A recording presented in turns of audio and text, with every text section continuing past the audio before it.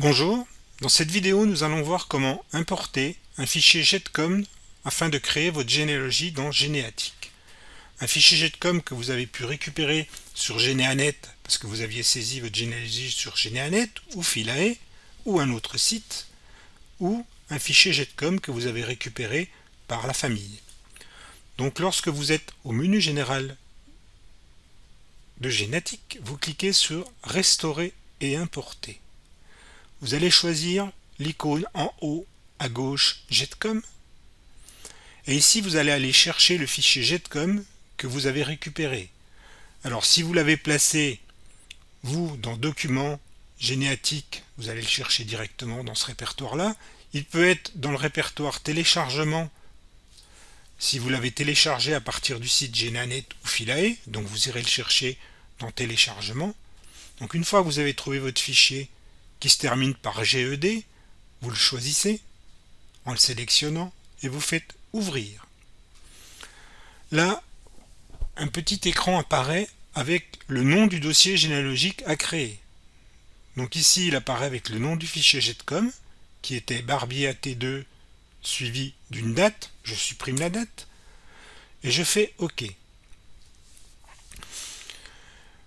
Sur le premier écran des paramètres de l'importation GETCOM, vous avez le format des caractères utilisés.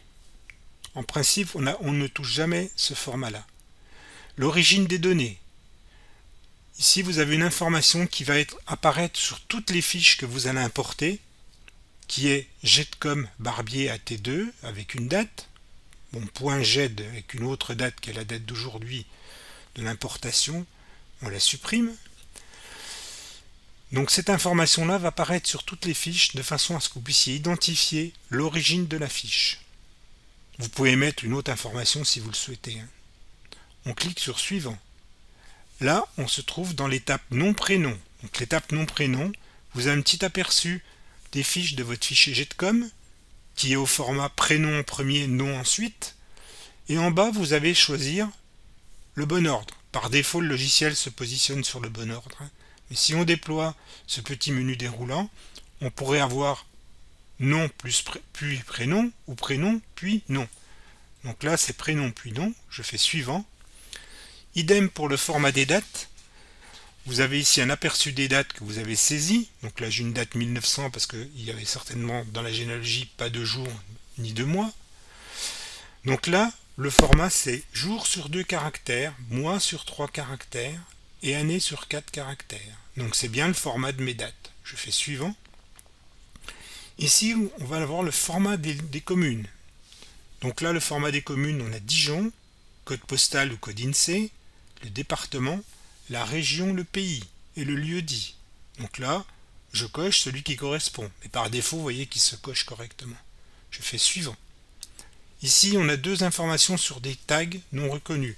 Tags non reconnus sont des informations qui auraient pu être ajoutées par la personne, mais qui ne seraient pas au format GETCOM correct. Donc elles apparaîtraient là, il faudrait soit les supprimer, soit les affecter dans une bonne information.